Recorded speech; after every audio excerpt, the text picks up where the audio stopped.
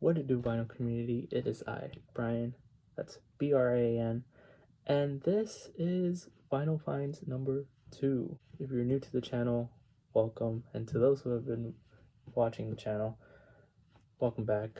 Y'all know I've only done one Vinyl Finds video, and that was like maybe 2 months ago or 3 months ago now.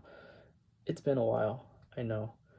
It's very not so frequent when I go to record stores nowadays, compared to the pre-pandemic days, but decided to go for record shopping for a particular release you'll see later on in the video. But yeah, decided to record this a few days, well, actually, by the time you're watching now, by the time this video gets released, it's my birthday, September 29th. Turned 21, and yeah, decided to treat myself by buying records and by showing it to the VC and to anyone else who was trying to get into the VC or just wanted to click this video because they saw a record that they've seen before. But anyways, yeah, very happy to show you what I have. So yeah, without further ado, let's get started with this Vinyl Finds number 2 video. Starting off with this used record that I got for a whooping $3.99 at Amoeba. This is Wes Montgomery, Willow Weep for Me. As you can see, this is a DJ promo copy, and again, got this for $3.99 plus tax. It's on that Verve yellow label that Verve put out whenever promo copies. And love this record.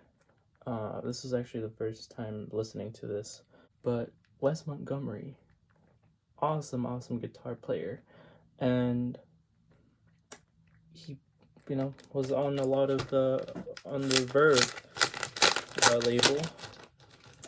But if y'all don't know, I think, I don't want to be wrong here, but I think Verve, a lot of like Verve jazz in the 60s, mid to late 60s, was always like accompanied with the group was the musicians. Say on here we have Wes Montgomery on guitar, Wynton Kelly on piano, Paul Chambers on bass, and Jimmy Cobb on drums. Say these 4 musicians are on here. These musicians here were accompanied by an orchestra a lot of the times in these Verve releases, is what I was trying to say. But yeah, Wes Montgomery kills it on guitar on this record. And just love the combination of the guitar and the orchestra. But yeah, unfortunately, my copy has this I don't want to say skip, more of a loop. Maybe the term skip fits, but other than that, it plays well. Literally the only problem on here is, on my copy, is that it it just repeats on a certain track. But yeah, I mean, I'm probably gonna sell this. I'm not sure. Try to find a nice cleaner copy. I would like this. My copy right here is pretty clean. I mean, if it even shows on here, I don't know, somewhat, I guess. But when I saw this at Amoeba, I looked at the wax. This happens to be one of those that wasn't covered. If you've been to Amoeba, a lot of their records are covered, like they just have to rely on their description of the record. In this instance, this was just there, like I guess based off the price, the cheaper the price, the I guess Amoeba just doesn't, they don't, put an inner sleeve, or outer sleeve rather, sorry, an outer sleeve on a cheap record, which I guess it makes sense.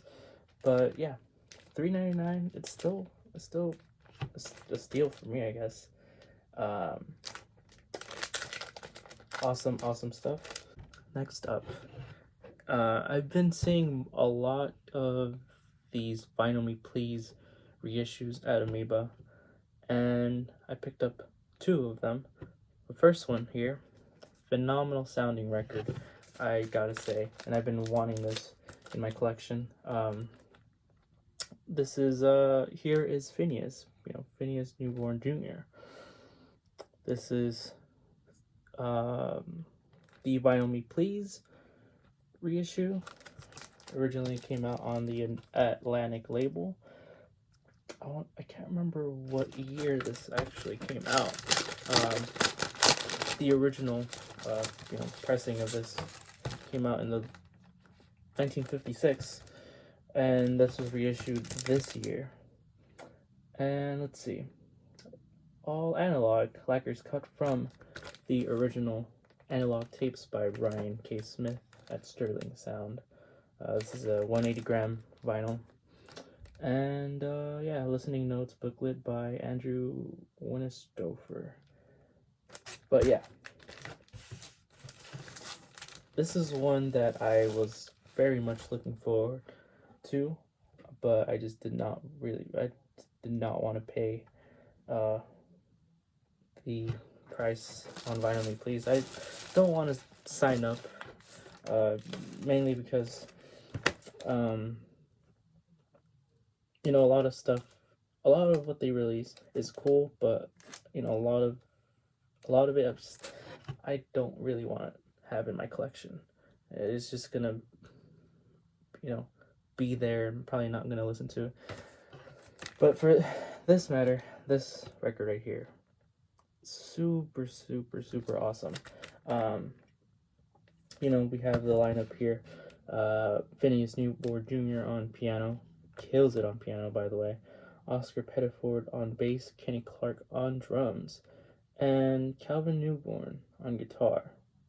It says here, added on Barbados, All the Things You Are, Dude, and Afternoon in Paris, which I didn't hear guitar on here, so I was surprised that it was like the liner note says guitars on here, but on this recording, but I did not hear guitar. Maybe I need to listen to it again, because again, first time listening to this, now I really want to I want to hear the Rudy Van Gelder pressing of this, because if this sounds killer, I just only imagine what the RVG pressing sounds on this record. And again, Vinyl Me Please, they've been putting a lot of awesome stuff that hopefully I can get more of. Again, this was not a disappointment. Very happy to own this in my collection.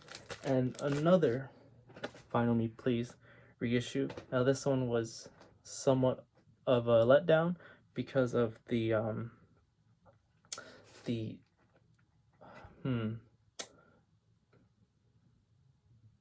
I guess because of the audio. Something about this record. This is the one I'm talking about. This is Abby Lincoln, It's Magic. This is Riverside. Originally came out in Riverside. And yeah, Vinyl Me Please that I saw in the jazz section. I was like, Abby Lincoln. I don't really know much of Abby Lincoln, so I got it because Riverside recording, and it's a Vinyl Me Please. So far I only had one Vinyl Me Please release, which was the Barbara Leah that I did in a previous video, and so now I have these other two. But anyways, yeah, Vinyl Me Please.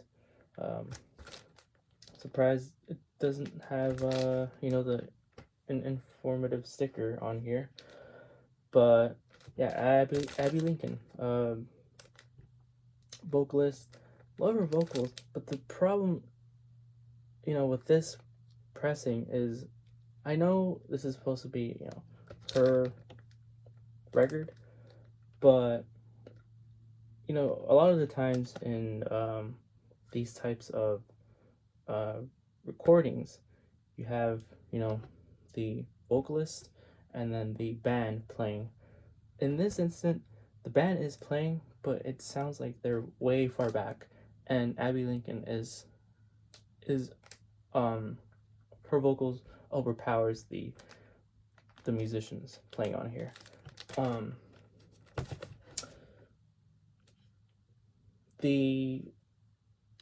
Again, the band here, the playing on here, the sound of them playing is kind of quiet, so I did have to turn up the volume more than what I usually have it on as.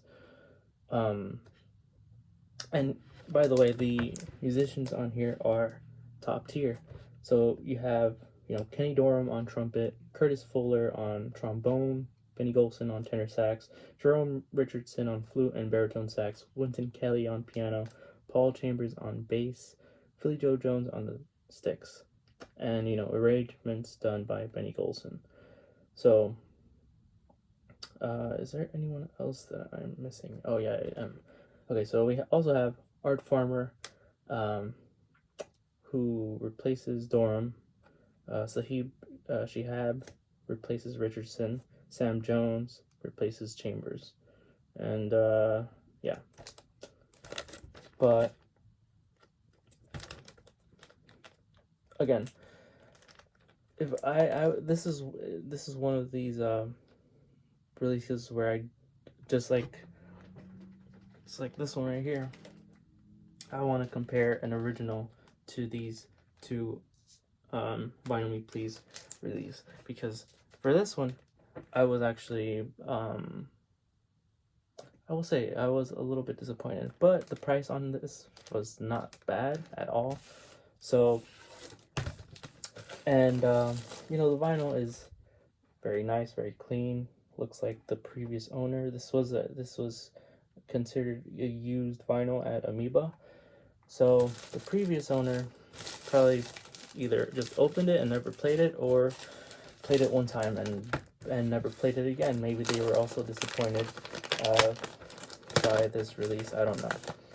Again, I'm not saying that I don't like the music on here, which is not my reasoning. It's just the vocals on here overpowers the band, and when I did have to turn the volume up higher than usual, whenever Abby Lincoln hit high notes, it was pretty loud. And again, if y'all are just curious on this release, I'm pretty sure it's not expensive on Discogs. Maybe they still have it on the Vinyl Me Please website. I don't know. I don't keep up with the Vinyl Me Please website, so can't tell you that much. Yeah, the Vinyl Me Please releases that I got at Amoeba. Next up, here I have a release. In my last video, I talked about how there are different reissue companies releasing really awesome reissues, and one of the from the original labels, I mentioned Bethlehem. Now here's a record that originally came out on Bethlehem, but this reissue is coming from a different company that uses their own label. I am talking about, by the way, this record is Howard McGee. This is Dusty Blue, and this came out on Newland. This Newland label, which I've seen their releases, their other releases, and I'm interested in this. It all started with this, for me at least. I know this is probably not the first. I think the first release that they put out was a Jerry Mulligan release, I think. But this is, one of their other releases, recent ones actually. When I saw this at the bins at Amoeba, I was like, OMG, this is what I've been looking for. There were some times in the past where, when this came out, I wanted to get, and I was close to pulling the trigger and, purchasing online, but I was like, no, because there are other, maybe I'll find it in the public or, in the wild. And I did. And this is awesome. Very awesome sounding record. Howard McGee. This was, I believe, recorded in the early 60s. This is, I think, Howard McGee making a comeback after being, gone for a while as a musician. The lineup here is incredible, and I mean incredible. We have Howard McGee on trumpet, Benny Green on trombone, Pepper Adams on baritone sax, Roland Alexander on tenor sax, Tommy Flanagan on piano, Walter Bolden on, drums, and Ron Carter on bass. That's a phenomenal lineup, and I really dig the music on here. You have you have Howard McGee's, who wrote Dusty Blue. He also did Sleep Talk, Flying Colors. He did 3 on here. And, you have some Benny Golson tune, Dizzy Gillespie tune. But yeah, this is one that I'm, again, happy that I found in the wild. And for a good price too, because I think Newland is not based in the US. I think it might be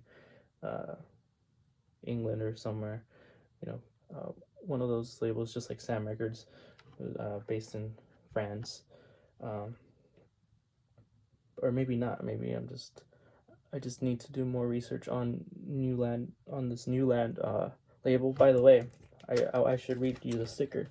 So this was mastered by Kevin Gray at Coherent Audio, printed and pressed at Palace on 180-gram vinyl, and it includes a photographic insert, which, by the way, I love that this label is doing that. It really reminds me of Sam Records, for maybe, I think Sam Records does it for all of their releases, but this is a beautiful, this is a nice, high quality printed image of Howard McGee. And again, from the back, you just get this writing. And I love the feeling of this album cover. It's very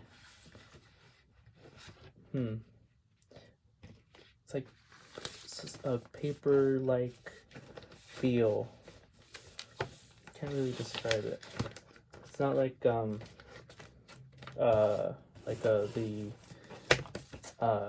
Blue Note Classic series. It reminds me sort of like the Kenny Dorham Matador on Impex, sort of. But yeah, Howard McGee, Dusty Blue. This is a awesome 2 thumbs up. I know I can't see the other thumbs up, but then boom, 2 thumbs up right for this. So happy to have this. I need to get more Howard McGee records because I really love his style of playing, and I'm sure that that his other releases have, awesome killer musicians, who play on his recordings. So, boom, boom, boom. Dusty Blue, Dusty Blue, Dusty Blue. This reminds me of Mingus. Anyway, yeah, Howard McGee. Next up, so it's been a while since I've gotten the Acoustic Sounds series record.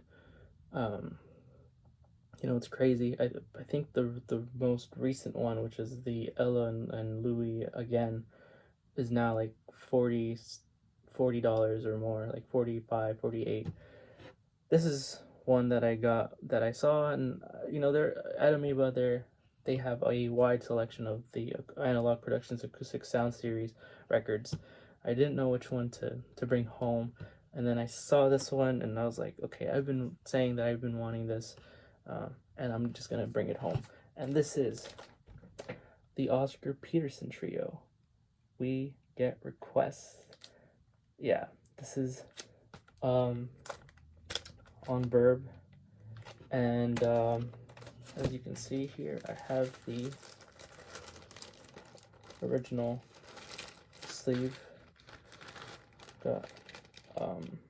right here. So the Acoustic Sound Series audiophile vinyl reissue from the world's greatest jazz labels, mastered from the original analog tapes by top mastering engineers, manufactured at Quality Record Pressings, QRP at Salina, Kansas. Tip-on gatefold sleeves, printed on high-grade board. Yeah, there's an interesting thing on the back of this, and I want to show it to y'all. I don't know if this was just something the Amoeba put, or I don't know, but I didn't notice this until I got it, or I brought it home. There's a sticker that says here, I don't know if you can see it. It says not for sale. I'm not sure why it says that. It says here, promotional use only. And it looks like maybe Amoeba, tried to remove it, or just color it out to not show it, using maybe Sharpie, or was this done by, what's that? Yeah, the electric recording company. No, okay, terrible joke. If you know, you know. But yeah, this is interesting. This is the first time I've seen this on a Acoustic Sounds release. But yeah, let me actually put this over here. Back to this phenomenal album, this record. This was I'm familiar with Oscar Peterson. Not too familiar with the Oscar Peterson Trio. This is one that I have only heard a few times before buying the record. This is a gatefold. Let me show y'all. Wonderful pictures of Oscar Peterson and his trio. And I know there is a Analog Productions 45 RPM of this record that was released, early on, probably like 2010s. Yeah, this was originally released in 1965, and this was, reissued this year. The lineup here, now I found it through the liner notes. You have Ray Brown on bass. You have Ed Thigpen on drums, and Oscar Peterson on piano. Very, very nice. I don't know if I would ever get the 45 of this. I'm happy with this release. Again, I need to start looking for more. Not necessarily looking, but start getting more of the acoustic sounds, because I have not been disappointed at all with any of the ones that I've gotten in my collection. So very happy to have this. Boom.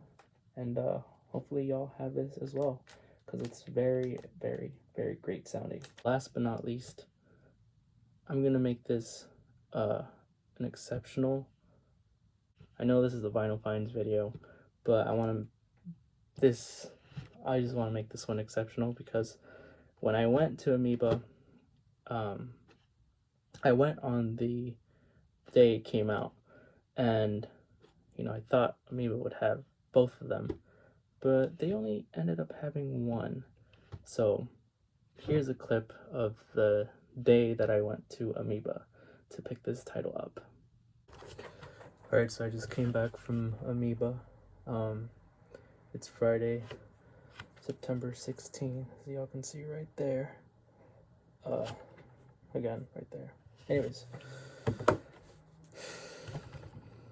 Bruno Tempo it came out. John Coltrane, Blue Train.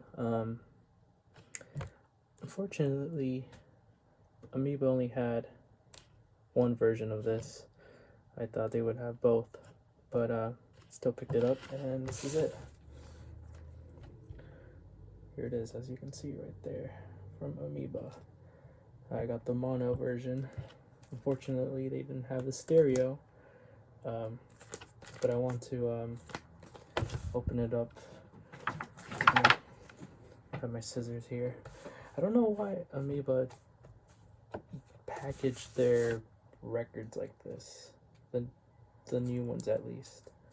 Trying to be very careful here, but this is a live reaction of Blue Train opening, so I can see. Here it is. Boom. With the hype sticker and everything. The back. Here we go.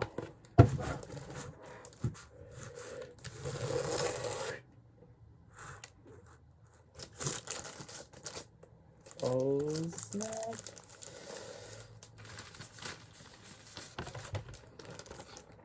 Y'all can see, mastered from the original analog tapes, recorded by Rudy Van Gelder, reissue supervised by Joe Harley, mastered by Kevin Gray at Coherent, and manufactured at RTI. You know the whole deal here. Ooh, okay, so first off, there's a little thing right here on my copy. A bit of scratches from the, I guess this is from the printing. I don't think you can really see it on camera, but boom, there it is. The session photos of the musicians. Let's see the wax here. You can see it comes in this type of inner sleeve.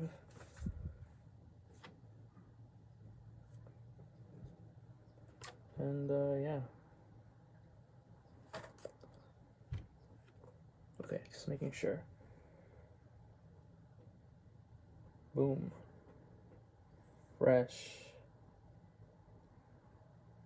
Needs to be clean record. But yeah, cannot wait to clean it and put it on the platter for the very first time. Just gonna put this here. There.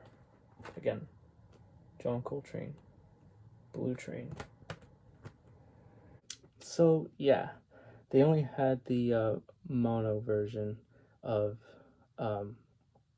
Blue Train, and I really wanted the stereo one as well.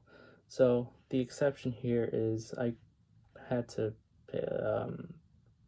decided to purchase the stereo through the N Groove in Phoenix, Arizona. As you can see there, this is the stereo bag that it came in of the record. Anyways, this is mastered from the original analog tapes. 2 LP set, includes 7 tracks never before released on vinyl, includes booklet with never before seen session photos, and an essay by Ashley Kahn. Again, so let me show y'all. I think this is it. Yeah, very, very cool that Bruno tried to somewhat replicate, because the original did not have this, and the original stereo release. That's what I'm trying to say. The sticker, everyone's been talking about. It's just a sticker, but it's still cool looking. And yeah, so the first disc has the original 5 songs, and then the second disc has the never before released tracks. So that's really cool. I'm sure a lot of y'all have already seen what the gatefold looks like, but I want to show y'all what the and probably y'all have already seen this, what the stereo looks like as well. You can see the session photos here. You have John Coltrane and Lee Morgan, which, by the way, might as well read you or give you the lineup. If you're a huge jazz fan, you probably already know the lineup. Lee Morgan on trumpet, Curtis Fuller on trombone, John Coltrane on tenor sax, Kenny Drew on piano, Paul Chambers on bass, and Philly Joe Jones on the sticks. Awesome. Session photos in the back as well, just like how it came out originally. Anyways, yeah. So you have John Coltrane, Lee Morgan. You can see the trombone of Curtis Fuller. Again, you have John Coltrane right there. This is such an iconic pose of his, or picture pose of his, and yeah. Let's see what else. Oh, so cool! Look at that. I got this actually yesterday, the time of this recording, and listened to it today, and it sounds amazing. But yeah, as you can see right here, you can see the Blue Note showing the master tapes, and then again more session photos of the band members. Just like a lot of people have been saying in the vinyl community, if you had an option to choose from, the mono or the stereo, I myself would say the stereo as well, because you get more than just the original 5 songs. You also get, the never before tracks, never before released tracks. But I love both of them. They're both really, really nice. And this is now my fourth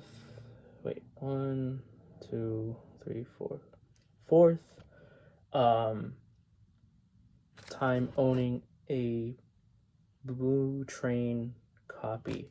So the first one, which I don't have anymore, but if you've seen my video, what I sold, a blast from, no, I forgot what it's called, but it's supposed to be like a blast from the past.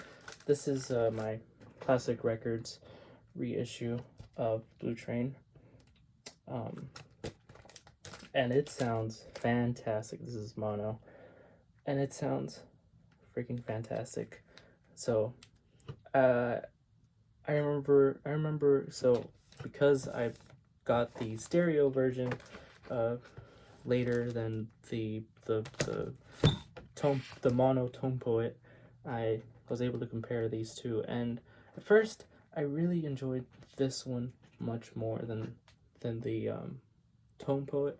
But again, I love both of them. They both have their own sound and they sound fantastic. You can see the differences here between the Tone Poet look and the Classic Records look. This is like a more I guess vibrant color. This one's a little bit darker, more like towards the greenish side, but still blue. This one has a deep groove, this one does not, but it's okay. Listen, if you have the money to, because you know these Classic Records copies of Blue Train are still out there. You can look and you can find them on Discogs for around $150 or more. Again, or you can, if you really want to buy, if at that range, just go for a Music Matters. I think a Music Matters is around that price now, ever since these releases came out. But yeah, so it all started for me owning the Blue Train records. It all started with the one that I showed in my what I sold video. Well, that's a early video. My channel. That copy was a 1962, 1964 stereo. No, actually, it was a mono, and it sounded phenomenal. Now, the only reason why I sold it was because it had again a loop on I want to say the first or second track on side 2. It was during one of Curtis Fuller's solo. But then after that, I was like, okay, might as well get this, the Classic Records, and this sounds freaking awesome. And and now I have these two beauty records. Again, if y'all don't own at least one of these, you should pick up, because it's like what Chad Casson from Analog Production says, buy now or cry later. And this one, the mono Tone Poet release, is only around $40, whereas the stereo, which you get, you get more, it's only around $60, give or take. So yeah, get them now before they're gone, because who knows when Blue Note will repress them. Just look at these other releases that have been been waiting for repress. The Chet Baker Sings Tone Poet reissues, the Grant Green's Born to Be Blue and Nigeria reissues that a lot of people want. They still have not gotten repressed, I don't think. At least they're not available on their website yet. Again, get them now before they're gone, because if you don't get these, who knows how long they will come back. But yeah, that concludes this Final Finds video. If y'all enjoyed it, and if y'all stuck around, I really, really appreciate it. Thank you so much. Share the video. I appreciate that. Give it a thumbs up, or comment, what you've gotten so far in your collection. But yeah, I'm very, very grateful to still be making videos, although been taking a while for them to come out. Always happy to share what I have with you guys. But yeah, that is it for this video. I hope to see y'all in the next one. Take care.